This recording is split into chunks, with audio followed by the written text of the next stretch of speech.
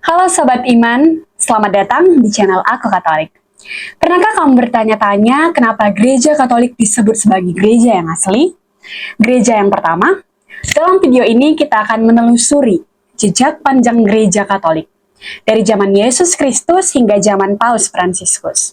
Siapkan dirimu, karena sejarah ini bukan sekedar catatan masa lalu, tapi bukti nyata bahwa gereja ini berdiri di atas batu karang yang kokoh.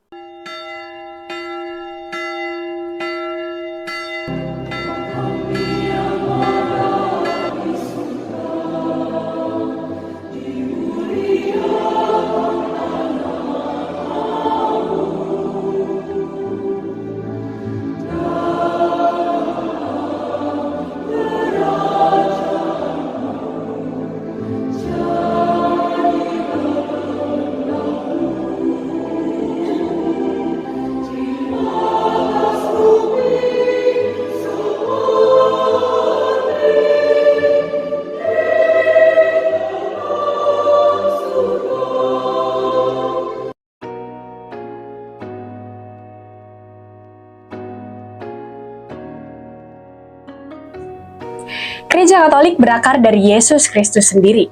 Yesus bukan hanya sekedar mengajar dan melakukan mujizat, tapi juga membentuk komunitas murid yang kelak menjadi cikal bakal gereja.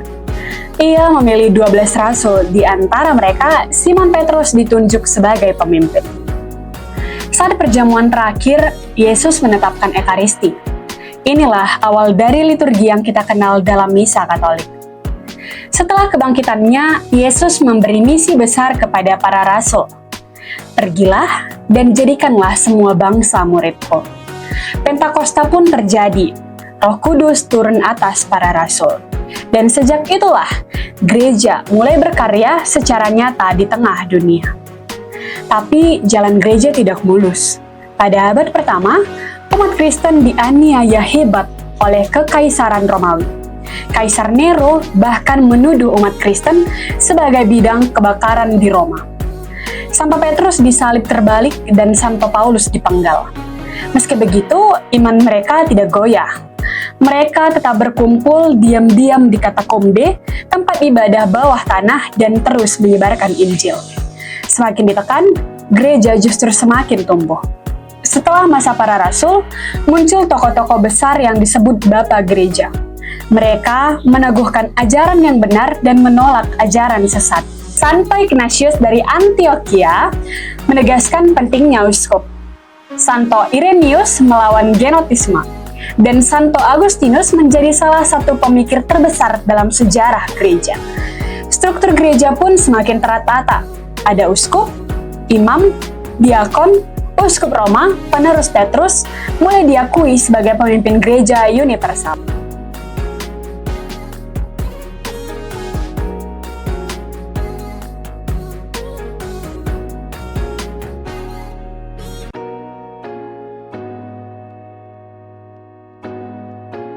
Titik balik besar terjadi di abad keempat.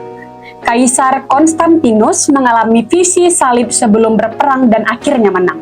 Ia lalu melegalkan Edik Milan yang melegalkan kekristenan di seluruh kekaisaran. Gereja tidak lagi perlu bersembunyi. Basilika-basilika agung pun dibangun, termasuk Basilika Santo Petrus di Roma. Konstantinus bahkan memimpin Konsili Nikea yang menetapkan ajaran resmi tentang kelahiran Yesus. Dengan runtuhnya Kekaisaran Romawi Barat, Gereja Katolik menjadi satu-satunya lembaga yang stabil di Eropa. Paus memegang peranan penting, tidak hanya dalam hal iman, tapi juga dalam hal politik. Pada tahun 800, Paus Leo III memahkotai Karel Agung sebagai Kaisar Romawi Suci. Gereja juga mendirikan universitas-universitas besar, seperti Paris dan Oxford, namun tidak semua berjalan mulus. Pada tahun 1054 terjadilah perpecahan besar. Gereja Barat Katolik Roma dan Gereja Timur Ortodoks resmi berpisah.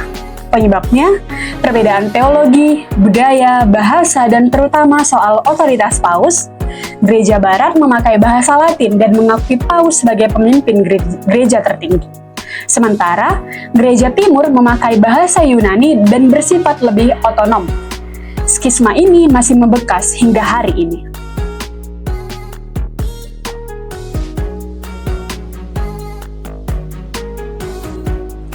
Memasuki abad ke-16, tantangan besar datang dari dalam reformasi Protestan.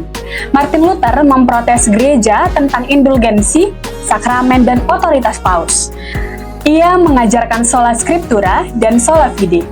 Ajaran ini menyebar luas dan memecah gereja menjadi berbagai denominasi. Gereja Katolik merespon dengan Konsili Trente.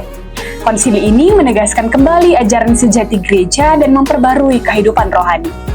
Abad ke-20, gereja kembali memperbaharui diri lewat Konsili Vatikan II yang dipimpin oleh Paus Yohanes ke-23. Liturgi kini bisa menggunakan bahasa lokal, peran umat awam semakin ditegaskan, dan dialog dengan agama lain pun dibuka, termasuk dengan saudara-saudara Protestan dan juga Ortodoks. Hingga kini, gereja Katolik tetap berdiri teguh, melewati ribuan tahun sejarah, ujian, dan juga tantangan. Dengan lebih dari 1,4 miliar umat di seluruh dunia, gereja ini tetap menjadi terang dan garam dunia.